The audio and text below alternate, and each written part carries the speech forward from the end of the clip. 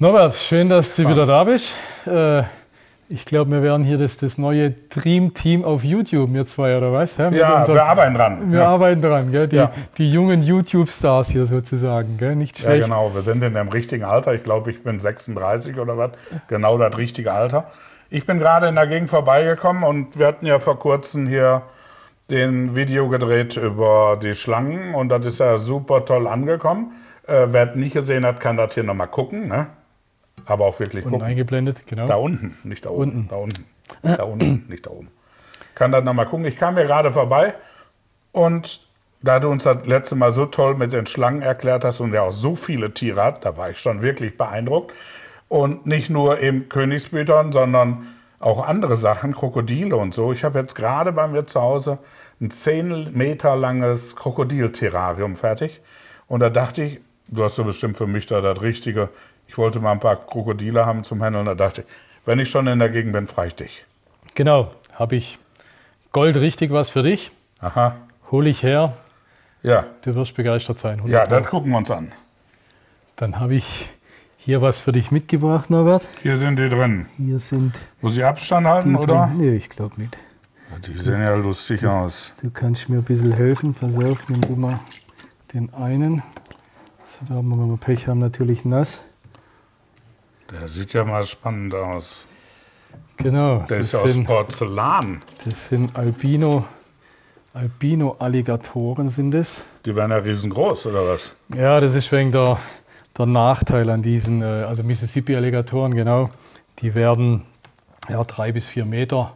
Also für den normalen Hausgebrauch ein bisschen schwierig. Und da gilt auch diese 0,7 Formel oder da haben wir eine andere Formel? Da haben wir eine andere jetzt. Habe ich dich auf dem linken Bein erwischt? Eiskalt, genau, da gibt es eine Wasser- und Landformel. Kopfrumpflänge Wasser, ich glaube 5-mal Kopfrumpflänge Wasser und 3-mal Kopfrumpflänge Land. Also die haben. Also Kopfrumpf ist nicht der Schwanz. Ohne Schwanz, genau. Und das, ich glaube, für den Wasserteil 5-mal, Landteil 3-mal. Wobei du mit deiner 10-Meter-Anlage, wo du erzählt hast, ja. Das dürfte dann in dem Fall nicht das Problem sein, oder? Ja, aber da müssten die ja lang. Wie lang werden die, wenn die fertig sind? So 3, also die Männer werden größer. Sagen wir so ein Weibchen ist mit gut 2 Meter geschlechtsreif. Die Weibchen werden so um die 3 Meter. Die Männer können über 3 Meter werden, 3 bis 4 oder sogar noch mehr. Wobei der auch wieder also ohne das verniedlichen zu wollen, aber wie gesagt, muss man mit Mensch vergleichen. So ein Tier mit 4 Meter oder gar drüber, das ist dann schon rekordmäßig. Aber 3 bis 4 Meter muss man auf jeden Fall rechnen. Also ja, und für den wie lange brauchen die oder wie alt müssen die sein, um 3 Meter lang zu sein? Ich habe von den große Tiere noch auf dem Kanal, also mit 2 Meter, die sind jetzt 5 Jahre alt. So schnell geht das? 5 Jahre, 2 Meter, ja. 5 Jahre gehen schneller um, als man denkt. Also genau. Das Tolle an wenn ich im Spiegel gucke, erschrecke ich mich, wie ich alt geworden bin. Ja. Das Tolle an den Mississippi ist, dass sie völlig zahm werden. Ne? Das siehst du jetzt auch an denen. Ja, toll. Völlig zahm. Reißt sofort das Maul auf, ich habe den in der Hand. Das ist so das kann man bei denen da so schön provozieren. Die Mississippi die werden lammfromm. Also ich weiß nicht, hast du vielleicht schon mal so Bilder oder Videos gesehen, da gehen Leute mit denen, die schon lange haben, die gehen mit denen im Pool schwimmen und so weiter. Ne? Also und das Krokodil kommt immer alleine raus, oder? Nee, die wissen dass die nichts machen dürfen, sozusagen. Ne? Also die lernen das, wie ein Hund, aber nicht. So intelligent sind die dann doch nicht, dass ich sie rufe und die kommen, oder doch? Also rufen und kommen, ja, weil sie zum Beispiel Futter kriegen oder sowas. Ne? Wenn man immer die gleichen Geräusche macht, dann wissen die, genau, jetzt ist Fütterungszeit kommt was zum und dann Fressen marschieren die so. los. Ja. Genau. Klar, die Intelligenz von einem Reptil auf Säugetierniveau kann man natürlich nicht vergleichen. Ja, ist begrenzt. Wobei die eben innerhalb der Familie der Reptilien natürlich mit die intelligentesten sind oder sowas. Ne? Ein Krokodil hat sicherlich die höchste Intelligenz in der ganzen Reptiliengruppe. Ne? Das ist klar. Aber nochmal, um hier jetzt keinen falschen Eindruck zu erwecken, wir machen hier natürlich, oder ein Krokodil ist nichts für den Normalgebrauch oder sowas. Ne? Das muss schon Also auch nicht für Kinderzimmer oder so. Oh, die sind ja ganz zahm, da können mal meine Kinder mitspielen. Nein, nicht. Genau. Einfach nicht. Das ist eigentlich was man nicht kuschelt, sondern man hat ein schönes Terrarium und da pflegt man die und beobachtet die drin. Und wenn sie kommen und fressen aus der Hand und sind nett, dann ist das gut. Aber keine Streicheltiere, keine Kuscheltiere, sondern echte Beobachtungstiere. So kann man das nennen, ja? Ja, beziehungsweise ich glaube, die Grenze wird schon einfach gesetzt sein. Wer kann daheim sich so einen 10 Meter Teil wie du jetzt hast, oder beziehungsweise für die brauchst du dann einen Kellerraum zum Beispiel oder sowas. Ja. Also brauchst du auf jeden Fall 30 Quadratmeter oder sowas, um dir sowas zu halten. Ich denke, das werden nur die wenigsten Terrarianer können, ne? Da sind wir uns einig. Ja, in der Regel gehen die an Zoos oder an zoologische Gärten international, an Parks oder sowas. Die holen sich in der Regel. Gell?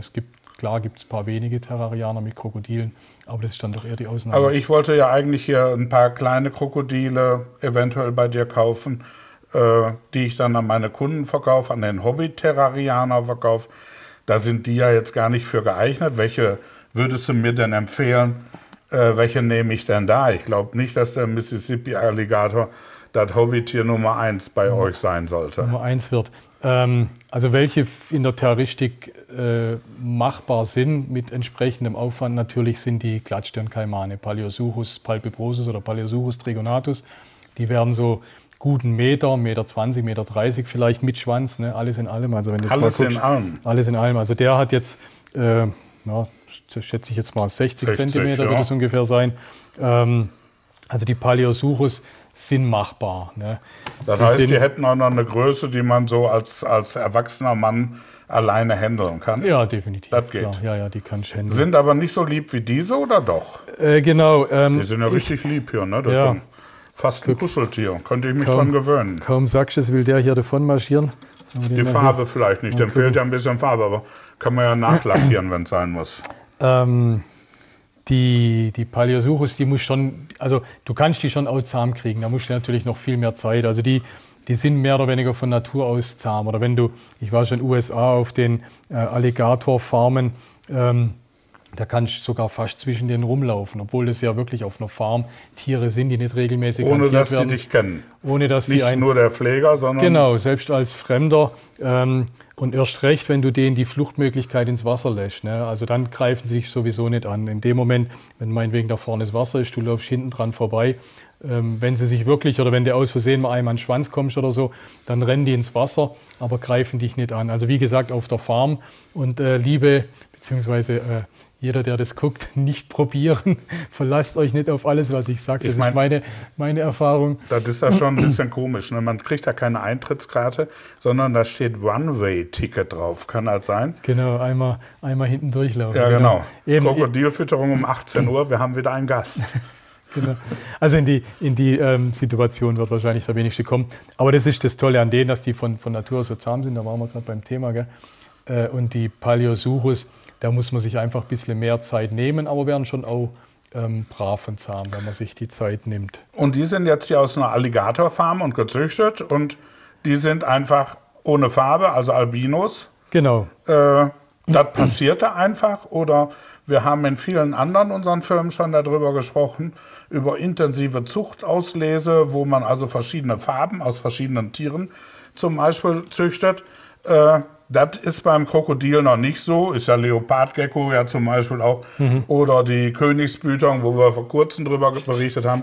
Da gibt es ja diese Designerfarben zum Beispiel. Jetzt will er nicht, jetzt wollte der Aufnahmen, er jetzt nicht mehr. Das ist bei Alligatoren noch nicht, da gibt es nur weiß bisher. Kommt da noch was? Es gibt schwarze Tiere, es gibt Piebald, wobei die dann noch mal jenseits von Gut und Böse sind, auch was den Preis betrifft. Und wahrscheinlich dann auch Einzeltiere sind, wo man genetisch nicht immer weiß. Und auch selbst diese Albino-Alligatoren, die züchten auch noch nicht rein oder so? Doch schon. Vererbt sich rezessiv. Ne? Also du brauchst beide Elterntiere mit der Erbanlage, ne? Rezessive Vererbung. Doch, die vererben das schon. Aber es gibt wenig Zuchtgruppen auf der Welt bis jetzt. Also ich würde mal sagen, oder ich würde mal schätzen, von den Albino-Alligatoren wird es vielleicht an die 100 geben weltweit oder sogar noch weniger. Ne? Also es ist nach wie vor viele schon noch. Definitiv eine Rarität. Also in meinem Leben ist es jetzt hier das zweite Mal, dass ich ein weißes Krokodil sehe. Und ich glaube, ich habe schon ziemlich viel gesehen an Tieren. Aber ich bin schon beeindruckt von diesen... Wäre beinahe der Aussteiger der Woche geworden. Aussteiger der Woche. Ist dir nicht gelungen, warst zu langsam, hast Pech gehabt. Siehst, und da ich deinen exklusiven Geschmack kenne in den Dingen, die du magst, habe ich mir gedacht, deswegen, weiße Krokodile sind genau das, was der Norbert braucht und sucht, oder? Ja, schon. Ja, und die züchtest du aber nicht selber, sondern die werden in den Farmen gezüchtet. Krokodilen züchtest du gar nicht selber? Oder nee, habe ich keine. Nee, Hast du gar nicht?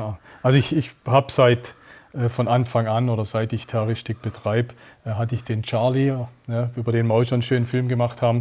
Und schon viele Tiere gehabt, aber noch nichts in eigener Zucht. Gell. Also ich hatte als 8-Jähriger mein erstes Krokodil gekauft. Das war damals ein Brillenkaiman. Ich habe damals eine gut florierende Hamster- und Meerschweinchenzucht. Und von dem Erlös habe ich mir in meinem Zoogeschäft einen kleinen Brillenkaiman gekauft. Der hieß also Kali. Und der hat mich also begleitet bis zu dem Zeitpunkt, als mein Bruder unser erstes Geschäft losgemacht haben.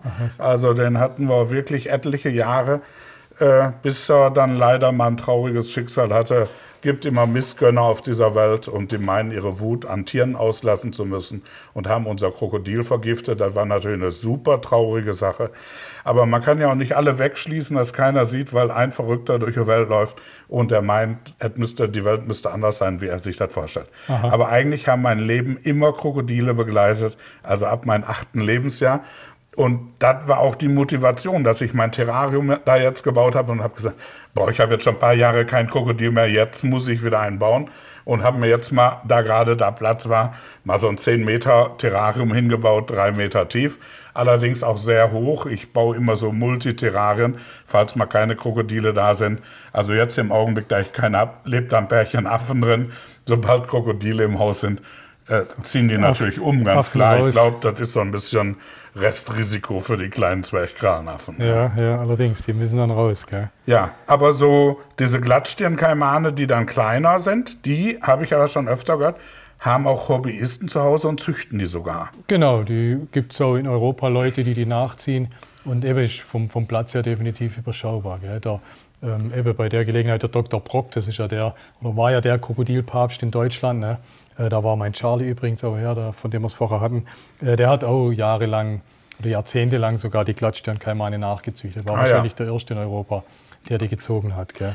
Und da ist er dann ähnlich wie bei den Schlangen. Das heißt also, die legen auch 20, 12 Eier, 8 Eier? Oder? Ja, genau. Also ich würde es auch mal zwischen 10, also ein großes Krokodil kann auch also zwischen 10 und vielleicht 20, 25 Eier. Und die brauchen dann auch 2-3 Monate, bis sie schlüpfen? Genau. Und dann genau das Gleiche, dann gucken die 3 Tage aus dem Ei und gehen wieder rein, oder ne? Nee, witzigerweise, die Krokodile haben hartschalige Eier, also da sind wir wieder bei den Küken oder bei den Hühnern. Ein Hühnerei. Genau. Aber kein kalkiges Ei oder doch kalkig? Doch eher hartschaliges Ei. Ja? Nicht so weich wie die Schlangeneier, wo wir gesehen haben, sondern härter. Und da ist dann auch also wie gesagt, ich habe selber noch keine, ich habe es auf Farmen schon gesehen oder so, aber ich müsste jetzt lügen oder überlegen, ob ich mal einen Krokodilschlupf selber gesehen habe. Weiß ich jetzt gar nicht, aber wahrscheinlich auf den Farmen schätze ich mal, aber das ist schon wieder 10 Jahre her, wir wären alt und senil. Ja. Ich habe mal von einem Züchter gehört, der Krokodile gezüchtet hat, der hat mir auch ein Foto davon gezeigt, wie das Krokodil, sein erst geschlüpftes Krokodil, da war er so aufgeregt, hat er das Ei in den Händen gehalten, als das Krokodil geschlüpft hat. Als er mit dem Kopf raus war das allererste, was das Krokodil gemacht hat, hat ihn im Finger gebissen. War noch gar nicht aus dem Ei, hat ihn schon im Finger gebissen, hat schon geblutet. Das war natürlich ein Hammer-Ding. Sind die einfach von Natur aus so aggressiv? Oder wenn ich die sehe, die sind ja hier von Natur aus scheinbar ganz lieb. Ich denke, das ist so ein normaler Abwehrreflex. Wie alt sind die eigentlich? Ein Jahr jetzt. Ein Jahr? Lass mich überlegen. Ja, doch, die sind jetzt ein gutes Jahr. Ein gutes Jahr alt, gell? Das heißt, die kommen wesentlich kleiner auf der Welt? Ja, klar. Ne, die sind ja auch in so einem Ei drin. Also wenn die schlüpfen, dann sind die 20 nur so Zentimeter, gell? Und dann fressen die sofort? Dann fressen die Fisch oder nicht eine Anfang Maus, denke ich mal, weil die ja mehr im Wasser leben als eine Schlange? Man kann schon auch Nagetiere füttern. Also am Anfang fangen wir mit Insekten an und die kriegen jetzt auch Mäuse, gell? Insekten, die ersten Tage, Heimchen, Grillen, Heuschrecken, genau, sowas? ja, richtig, ja. Wow, gefährlich, das super gefährliche Krokodil erlegt im Nahkampf eine Heuschrecke. Müssen wir mal einen Film drüber drehen, wird bestimmt spannend sein. Ja, können wir machen. Hast du auch schon mal eine Heuschrecke geschmeckt? probiert? Hat er alles schon gefressen, gell? Du hast du gefressen. Ja, das sind ja mal Zähne. Davon möchte man mehr nicht gebissen werden. Selbst von den Kleinen, von den Vieren, hast du genug Pflaster im Haus? Sollen wir mal einen Finger reinhalten? Das tut nicht immer so reinhalten? arg weh. Das tut nicht immer so arg weh. Sollen wir es machen? Spaßeshalber. Guck, der will nicht immer zubeißen. Der ist sogar auch noch lieb beim Beißen. Das ist wieder der Witz, wo es immer gibt, das Den alte Kopf Mütterchen, wo den Kopf beim Krokodil reinstreckt. Gell? So ähnlich. Jetzt kannst du mal sehen, wie wenig gefährlich das ist. Ja, guck, so ganz Trotzdem nicht die kleinen Kinder da spielen und versuchen lassen. Der könnte sich ja mal vertun. Genau. Ja, das ist ja nun mal super toll. Das finde ich ja mal schon. Ja, aber eigentlich suche ich ja, wenn die 2-3 Meter werden, suche ich ja mehr eben diese kleineren Arten. Okay. Hast du da auch was da, was du mir zeigen kannst? Kann ich dir im Moment nichts anbieten. Kommt bestimmt wieder, aber im Moment nichts. Wie gesagt, die Paleosuchus, das wäre das Richtige, wenn du sagst, soll kleiner bleiben. Ich dachte hier, ich locke dich mit etwas Exklusivem, aber wenn die Größe dein ausschlaggebendes Kriterium ist. Die Größe jetzt ist natürlich schon spannend, die würde ich schon gerne nehmen, aber ich traue mich gar nicht so richtig zu fragen, aber was kostet denn so einer? Kostet einer? Also so in der... So für mich, mach mal. Für dich? So unter Freunden. So. Also jetzt sagen wir mal 30.000 kosten die standardmäßig und... Wie viele zusammen? 10 Stück? Nee, einer. Einer? 30.000. Aber guck mal, wenn ich dir jetzt im Preis, sagen wir, 10% entgegenkomme, dann könntest du jetzt direkt 3.000 Euro sparen. Da kannst du 3-mal dein Auto tanken, 4-mal. Ja, vielleicht. Guck mal, dann schon wieder müssen wir mal gucken, wie sich die Spritpreise entwickeln. Dann wäre dein Auto schon mal wieder voll getankt. Ja? Also so schnell, so einfach 3.000 Euro Also du würdest mir den Rabatt geben in Form von 3 Tankfüllungen und so verkaufst mir 10 Krokodile davon. Genau. Da muss ich, glaube ich, noch mal zu Hause fragen. Eigentlich frage ich ja nicht zu Hause, aber 30.000 mal 10 ist 300.000 minus Rabatt. Das ist so 10 plus 1 oder so. Also da weiß ich nicht. Also wechseln wir einfach mal das Thema. Da mit den Glattsternkeimen an. Wann kriegst du die denn rein? Was schätzt du denn? Ich denke, die nächsten Monate oder so kommt auch was in der Richtung. Ja, ich bin ja heute sowieso auf der Durchfahrt. Ich habe gerade nicht so viel passend Geld bei. Ich würde jetzt noch mal nach Hause fahren. Ich erzähle mal meiner Familie die Geschichte von den weißen Krokodilen.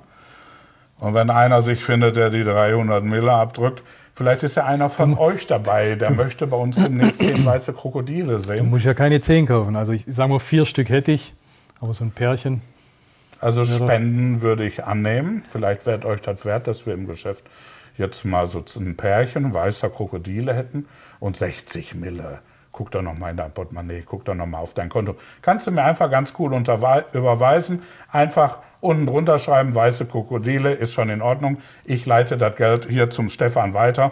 Und wenn wir die 60 Mille zusammen haben, sind wir beide am Start. Marschieren die nach Duisburg. Dann kommst du mich besuchen und lieferst die Krokodile wahrscheinlich frei Haus, denke ich mal. Definitiv, mache ich. Ja gut, dann machen wir so. Dann sage ich erstmal schönen Dank. Danke, wir sehen uns. Und ganz wichtig, was wir natürlich nicht vergessen wollen, guckt mal bei den Stefan auf Filme. Der hat ganz tolle Filme. Reptil TV. Nur Spezialitäten. Das ist so richtig was für einen, der Terrarianer und mehr werden will. Beziehungsweise, wenn ihr wissen wollt, wo die hinkommen, ich bin mir sicher, du kaufst die letztendlich, dann guckt beim Norbert auf Norberts Welt. Da lernt er das größte Zoogeschäft der Welt kennen. Alles klar. In Norberts Welt, in dem größten Zoogeschäft der Welt, die weltweit weißesten Krokodile der Welt. Das wäre doch mal ein Ding, ne?